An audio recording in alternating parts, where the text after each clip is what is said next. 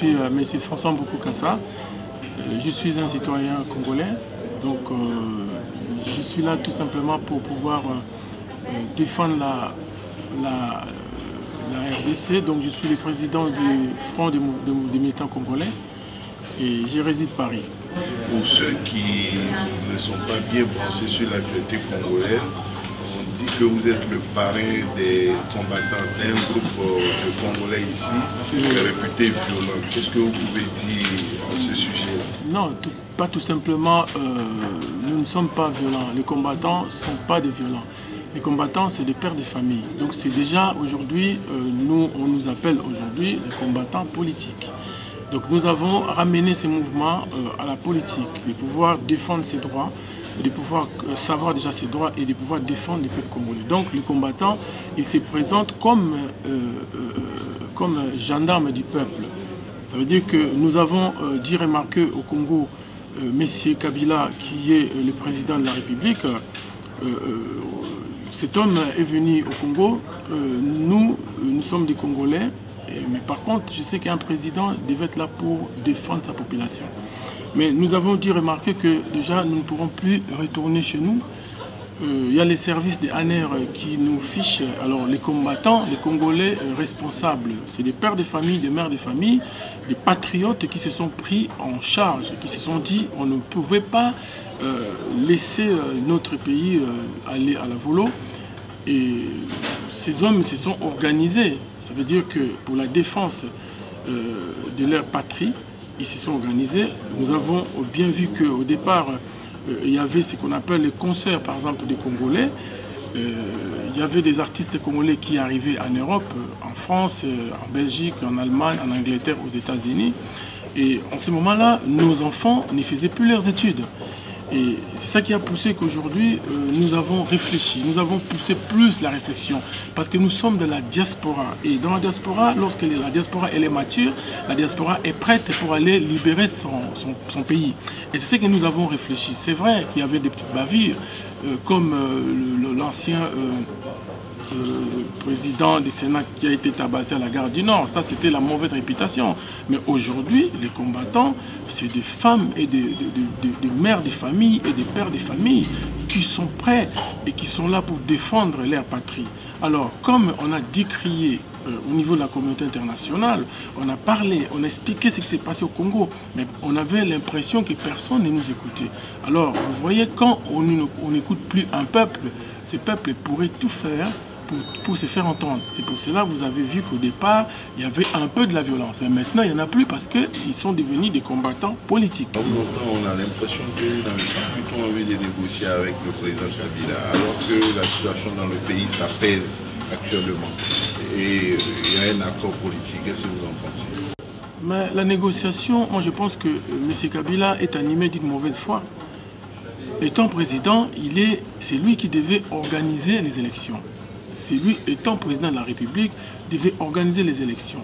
Et en même moment, nous avons dû comprendre qu'il a cherché comment glisser, comment je dois continuer, comment je ne peux pas... Au moment où il a dû faire voter à la population, comment je peux dire, les référendums concernant la Constitution de 2006. Et cette même Constitution n'était pas et n'est pas respectée jusqu'aujourd'hui. Mais Kabila a fait des choses exprès. Et je ne vois pas comment quelqu'un qui vient occuper votre pays, comment vous pouvez négocier avec lui. C'est votre président? Bon, je peux dire oui, en même temps non. Parce que nous savons l'origine de Kabila. Kabila est arrivé en compagnie des AFDEL, avec l'armée rwandaise.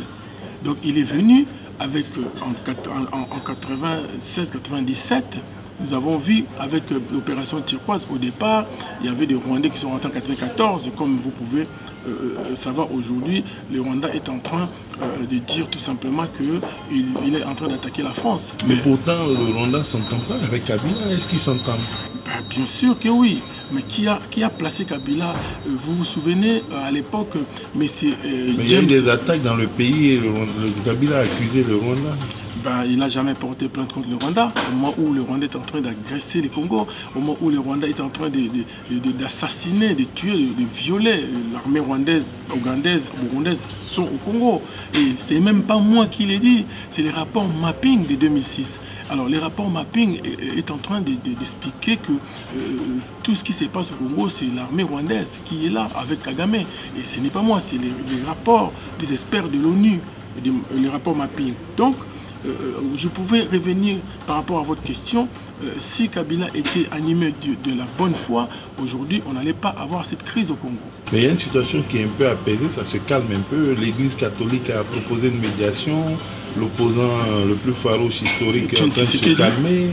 Non, mais nous pensons que Kabila devait respecter la Constitution. Parce que la Constitution, notre Constitution de la RDC, le président, il a droit à un mandat, plus un mandat renouvelable, donc 2 mandats en tout. Mais Kabila est arrivé depuis 2001, après l'assassinat du président Laurent Désiré Kabila, et qui a été son père adoptif, parce que nous avons des contacts avec les enfants légitimes. Vous semblez avoir plus de respect et considération pour le père que pour le fils. Parce que le père, c'est un Congolais. C'est notre compatriote, mais Kabila n'est pas notre compatriote. Kabila, s'il était notre compatriote, il allait prendre soin de son peuple. Je n'ai jamais vu Kabila défendre le peuple congolais. Vous croyez que son père était un bon président? Bon, c'est vrai qu'il n'a pas été préparé parce que c'était un maquisard. Hein? Nous ne disons pas que tout ce qu'il voulait faire était... Bon, déjà, quand on est président, il faut qu'on soit diplomate. Hein? Il manquait la diplomatie et c'est ça qui a fait qu'aujourd'hui, il est parti trop vite sans savoir comment gérer la chose politique. Alors, par rapport à cela, Laurent Désiré Kabila, il avait l'esprit de construire. Comme Lumumba disait toujours qu'à chaque fois les Congolais veulent construire leur pays, il y aura d'autres Congolais qui seront là pour les trahir. Et c'est ce que nous sommes en train de vivre aujourd'hui. Alors, le Kabila qu'on appelle, parce que son vrai nom, c'est Hippolyte Kanambe, le fils de Christophe Kanambe. Ça, c'est son père. Ah bon. Alors, lui, il vit pas, il vit plus. Lui, il est mort. Son père biologique n'est pas vivant. Il fut l'ami il fut le copain, comme si on était en train de discuter. Un ami à moi, il me dit, écoute, si je ne suis pas là, tu prends mes enfants, tu essaies de les aider. Vous savez, on est africain. Hein? On est africain. Mais ce que vous dites, ça vous engage, c'est pas vous seul qui le dites. Est-ce que tous les Congolais le disent? Mais connu? Mais bien sûr, c'est connu de tous les Congolais. Hein? Il n'y a que d'autres qui font semblant de ne pas vouloir connaître ça. Nous avons vu le modèle, par exemple, d'Obama. Obama, on l'a taxé, qu'il n'était pas américain. Qu'est-ce qu'Obama a fait? Obama a cherché à brandir son acte de naissance. Eh bien, Kabila ne nous a jamais montré qu'il était congolais. Il n'a jamais exprimé, il ne s'est jamais exprimé là-dessus. Donc nous savons que Kabila est arrivé avec l'armée rwandaise. Souvenez-vous, vous êtes de la presse. Une grande presse africaine, vous êtes une grande presse de l'Afrique. Souvenez-vous que M. James Kabarebe était le chef d'état-major du Congo. Et aujourd'hui, M. Kabarebe est ministre, ministre de la Défense au Rwanda. Voilà, tout est clair. Donc, mais il a été ministre sous Kabila père ou sous Kabila fils? Lorsqu'ils sont rentrés avec l'AFDEL, ils ont envahi Mobutu Afoui. Oui. C'est lui qui a pris la place. Kabila père n'avait pas des partis, il n'avait pas de parti, il n'avait pas de gens. Oui, mais ça veut dire que c'est lui aussi qui a commencé. Est-ce que son fils continue? La rwandisation du Congo. Voilà, donc ça veut dire que aussi était dedans. Mais non, Kabila père, c'était comme une marionnette qu'on a utilisée tout simplement. C'est tout simplement ça. Nous sommes éveillés. Nous sommes prêts pour gérer notre pays. Il y a la nouvelle génération qui est là. Nous représentons les valeurs, l'éthique. Et c'est ce que nous voulons, un état de droit. Donc pas de dialogue possible avec le président Kabila. Pour nous dans la résistance, aujourd'hui, Kabila, nous le considérons comme un occupant. Et Kabila doit partir. Et aujourd'hui, nous sommes fiers parce que notre message est capté. Il y a l'éveil patriotique au Congo. Les Congolais commencent à parler comme la diaspora. Les Congolais commencent à expliquer des choses sur place, sur le terrain. Maintenant, ce que nous demandons, il faudrait que la communauté internationale puisse aller encore plus loin, de pouvoir maintenant concrétiser, parce que c'est que je sache qu'ils vont voté ces sanctions à partir de mi-décembre, je pense. Mais moi, je pense qu'il devait aller encore plus loin de pouvoir dire à M. Kabila, et c'est ce qu'ils sont en train de faire, donc moi, j'encourage la communauté internationale de pouvoir, pour une fois, écouter les peuples congolais. Les peuples congolais, ce qu'ils veulent, c'est qu'ils veulent la démocratie. Ils veulent un état de droit. Donc vous rejetez l'actuel dialogue national, la nomination du nouveau Premier ministre, vous refusez la médiation de l'Église pour revenir à la table de discussion. Mais combien de fois nous avons proposé à dialoguer avec cette personne? Kabila a préparé les dialogues. Il a fait les dialogues à sa taille, à la cité de l'OIA. Il a fait les dialogues sans pouvoir tenir compte des recommandations qu'on lui a demandées avec la communauté internationale. Donc maintenant, lui, il a fait des choses comme il veut, il fait toujours des choses à sa sauce. Alors, Kabila n'a aucun respect de ses opposants. Kabila n'est pas un démocrate. Voilà ce que nous voulons. Nous voulons que Kabila puisse pouvoir respecter d'abord la Constitution. Les jours que Kabila, si Kabila avait pesé, il veut vraiment être respecté par les Congolais et avoir un souvenir que les Congolais puissent penser peut-être à lui, c'est de dire que je ne serai plus candidat en 2016. Et le 2016 c'est fini, on n'a plus 2016. Donc il a tripatouillé les élections, il a fait exprès et aujourd'hui je pense que le peuple congolais veut tout simplement utiliser l'article 64 de la Constitution. Cet article qui donne au peuple congolais, comment dire au peuple congolais qu'à partir de maintenant, quand vous voyez un groupe de gens, un groupe de personnes, ils veulent accaparer les pouvoirs par la force, il faut barrer la route à ces gens-là. Ça, c'est l'article 64 de la Constitution. Et c'est ce que le peuple, c'est les droits du peuple. Le peuple, c'est ce qu'il veut faire maintenant. Donc, quand le peuple veut faire cela, Kabila veut utiliser la force. Il veut utiliser les canons pour pouvoir détruire, pour pouvoir tuer la population avec les balles réelles. Et c'est ce que nous avons. Que nous parlons, on parle du Congo, du Kabila.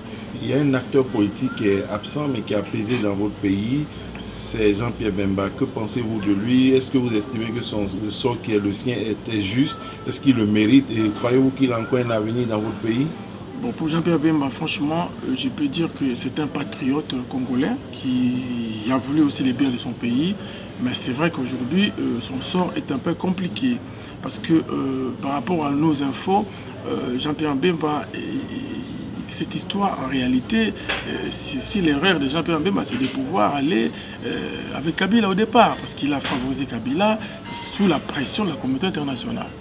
Et en acceptant d'être son vice-président. Voilà, et il y avait 1+4 à l'époque. Il y avait 1+4, c'est quand même trop. Et ça nous a amené où aujourd'hui? Vous voyez, il n'y a rien du tout qui évolue au Congo. C'est pour cela, nous, le Congolais, le fils de ces pays, nous voulons que ces Congos puissent se réveiller. Nous voulons qu'on puisse donner la chance à ces Congos. Et aujourd'hui, tout ce qui est le minerai que les pays égorgent, peut-être c'est ça qui est en train de faire que notre population puisse subir la souffrance. À l'Est, on viole, on massacre, on tue et on évente des femmes. Et ça, c'est des choses inacceptables. C'est pour cela que nous avons mis en place cette force qu'on appelle les combattants. Et ces combattants, aujourd'hui, ils sont écoutés. Vous, comment vous vous positionnez par rapport aussi à d'autres leaders, Vital, Kamere, le leader du gouverneur qui est aujourd'hui opposé à Kabila? Oui. Comment vous vous positionnez par rapport à eux? Nous sommes en train de nous positionner d'abord par rapport au rassemblement. Mon parti, le Front des militants congolais, pense à se positionner par rapport au rassemblement et aux dynamiques de l'opposition. Parce que nous pensons que les rassemblements a voulu bien rassembler les gens. Mais dans les rassemblements, il faudrait qu'on puisse ne pas oublier la diaspora. Il faudrait que la diaspora puisse avoir une place dans ces rassemblements. Comme ça, nous pourrions travailler ensemble. Nous ne refusons pas de parler ou de discuter ou de dialoguer. Mais dialoguer avec qui? Dialoguer avec quelqu'un qui respecte les normes, qui respecte le rôle, quelqu'un qui respecte le jeu. Alors Kabila, il ne respecte pas les règles du jeu. Alors comment négocier avec une telle personne? Alors là, il est en train d'utiliser les rassemblements. Il veut utiliser la Cinco, qui est le rassemblement des catholiques, qui est en train de négocier avec lui, parce qu'il se sent le dos au mur. Voilà, et la vraie opposition, c'est dans la diaspora, c'est la résistance, c'est les combattants qui sont les combattants politiques, je le souligne bien. Ce n'est pas des combattants, parce que dans les combattants, il y a des grandes personnes, il y a des personnes intelligentes, il y a des personnes matures, il y a des personnes formées, il y a des diplômés, il y a des médecins, il y a tout le monde dans la diaspora et dans les combattants. Pour terminer, vous dites que vous êtes leader, président du FMK, tout à fait. Des militants congolais. Quel est le statut de votre parti? Il est reconnu dans votre pays ou ici seulement? Quel est son statut? Et pourquoi vous, votre Congo, vous l'écrivez avec K au lieu de C? Est-ce que ça permet de vous légaliser? Puisque c'est la RDC, c'est pas le Congo avec K. Ben, le Congo avec K, je pense que vous connaissez l'histoire, puisque moi, je dis que les K, c'est les royaumes Congo. Alors c'est vraiment le Congo avec K. Authentique. Voilà, c'est l'authenticité vraiment du mot. Et c'est ce que nous avons voulu mettre en place par rapport à notre statut. Donc nous sommes ici en Occident, nous œuvrons, nous sommes en exil en quelque sorte. Donc moi personnellement, je n'ai aucun droit d'aller au Congo, à moins que je puisse négocier avec les responsables de l'ANER. Est-ce que vous êtes interdit de séjour? Tout à fait, nous sommes fichés. Non, mais il n'y a pas de procédure judiciaire clairement ou établie, ouverte. Mais pour l'instant, je pense que... On ne vous poursuit pas pour avoir déstabilisé, pour avoir tenté de faire un coup de force, non. Pour l'instant, nous avons déjà, personnellement je ne peux pas le dire devant la caméra, mais nous avons subi quelques attaques, nous avons été... Vous vous considérez comme étant en exil? Tout à fait. Et depuis combien d'années? Depuis plusieurs années.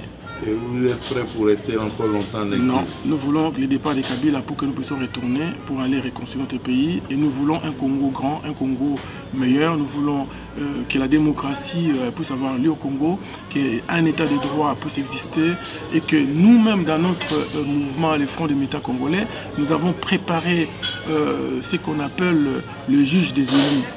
Je vais m'expliquer. Le juge des élus, c'est des personnes, des femmes et des hommes intègres qui vont pouvoir juger des élus. Parce qu'au Congo, on n'a jamais jugé les gens. Au Congo, on n'a jamais eu peur de la loi. Et c'est ce que nous voulons. Nous ne sommes pas là pour nous venger. Nous voulons construire. Même si Kabila veut partir pour dire que je m'en vais, nous pourrions aussi négocier. S'il veut bien partir, on peut négocier. Tout à fait, tout à fait. Mais ce que nous voulons aujourd'hui, c'est qu'il parte et qu'il y ait vraiment une transition du pouvoir.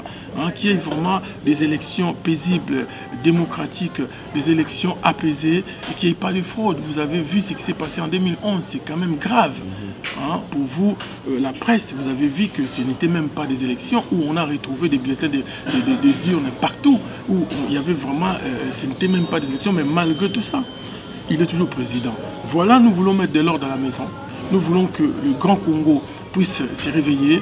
Nous voulons que ce Congo, qui est l'organisation de l'armée, qui est le respect de notre territoire. Aujourd'hui, le Rwanda fait ce qu'il veut, il rentre, il sort, il fait ce qu'il veut, il tue à l'Est. Et nous ne sommes pas d'accord avec tout ça. Voilà ce que nous voulons. Donc, votre mouvement est reconnu et il est déclaré où? Pour l'instant, nous sommes en Occident, nous sommes déclarés ici. Mais c'est vrai que nous devons... Vous avez tenté de le déclarer là-bas? Pour l'instant, nous ne pourrons pas parce que...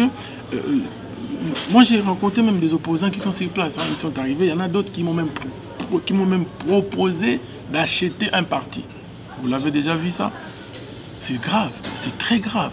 Et quand vous entendez des choses comme ça, c'est pour cela que nous disons que nous avons des valeurs, nous avons de l'éthique, nous voulons que ces valeurs puissent être, que notre peuple puisse aujourd'hui comprendre que nous, il y a des Congolais qui sont sérieux, qui veulent construire leur pays. Donc pour l'instant, on attend le départ de Kabila. Lorsque Kabila pourra partir, lorsque Kabila ne sera plus là, nous savons que le jour que Kabila ne sera plus là, les Rwandais vont partir. Mais je vais souligner quelque chose d'important. Ce n'est pas tous les Rwandais qui sont mauvais. Nous sommes prêts de parler avec les Rwandais. Nous sommes prêts les Rwandais ont toujours vécu chez nous depuis longtemps. Mais au-delà, ça pose un problème. Nous qui sommes d'une autre zone du continent africain, ce que vous appelez les Rwandais ne sont pas des Congolais en vérité, mais d'origine rwandaise, qui ne sont pas devenus Congolais. Il n'y a pas qu'il n'y a pas ce problème-là? Il y a un problème, c'est vrai. Parce qu'il n'y a pas une question d'intégration. Vous voyez, en Afrique, il y a des gens, en Côte d'Ivoire, on considère que c'est des Burkinabés, mais en réalité, si on fouille bien, c'est des Ivoiriens.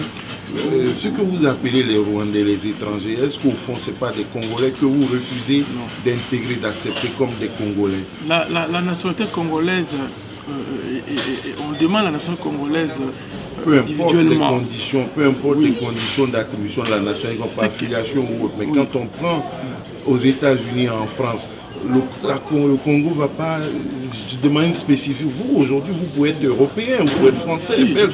Mais pourquoi en Afrique, au Congo, des Rwandais, chez vous, depuis 1100 ans, vous continuez de dire que c'est des étrangers? Je vais m'expliquer. Au Congo, c'est le problème au fond. Au Congo, il n'y a pas le tribu qu'on appelle Banyamulenge ou des Tutsi congolais. Ça n'existait pas. Donc le Congo, c'est l'ensemble des tribus. On a plus de 400, on a plus de 420 tribus. Mais il faut que le Congo se modernise aussi. Donc, et accepte. Mais non, nous ne sommes pas contre. Tous les peuples. Mais nous ne sommes pas contre. Nous sommes la clé de la crise. Nous sommes en France, par exemple. Nous faisons. C'est la clé de la crise. Tout à fait. Au fond, c'est des Rwandais d'origine, mais ils sont intégrés, ils sont là et on les dit étrangers. Nous n'avons pas que des Rwandais au Congo.